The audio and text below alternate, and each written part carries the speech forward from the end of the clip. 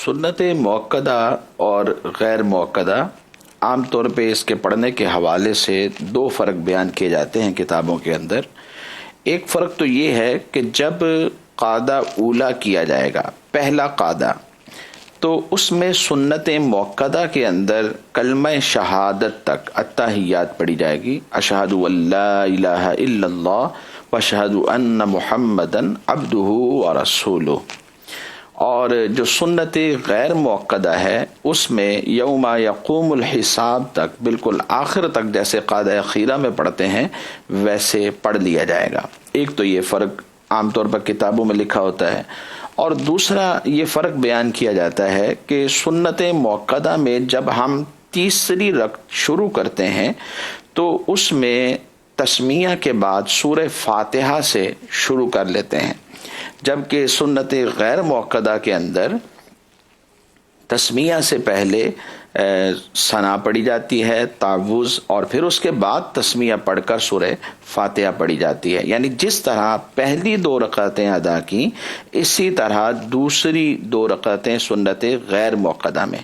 تو یہ عام طور پر دو فرق پڑھنے کے حوالے سے سنت موقدہ اور غیر موقدہ میں بیان کیے جاتے ہیں۔ اچھا، ان کے اندر صورتیں ساری رکعتوں میں پڑھی جائیں گی؟ جی، صورتیں جو ہے وہ ساری رکعتوں میں پڑھی جائیں گی، یہ بھری صورتوں کے ساتھ پڑھی جائیں گی۔ یعنی سورہ فاتحہ بھی ہوگی اور سورہ اخلاص بھی پڑھی جائے گی۔ جی اچھا، یہ بیچ میں اتحیات سنت مؤکدہ، تو اب سنت مؤکدہ میں جو اتحیات میں بیٹھنا ہے تو وہ عبدہ و رسولہ کے بعد آگے جو اگر پڑھ لیا بھول کر تو کیا اس کا ہوگا؟ اگر کوئی شخص بھول کر اتنا پڑھ لیتا ہے اللہم صلی علی محمد، تو اس پر سجدہ سہو واجب ہوگا۔ صحیح، یعنی یہاں تک اسے، جی ناظرین یہ بات اس لیے بطور خاص عرض کر رہا ہوں کہ کئی ایسی غلطیاں جنہیں ہم بظاہر چھوٹا سمجھتے ہیں لیکن اس سے ہماری نماز بسا اوقات سجدہ سہو بھی لازم ہو جاتا ہے۔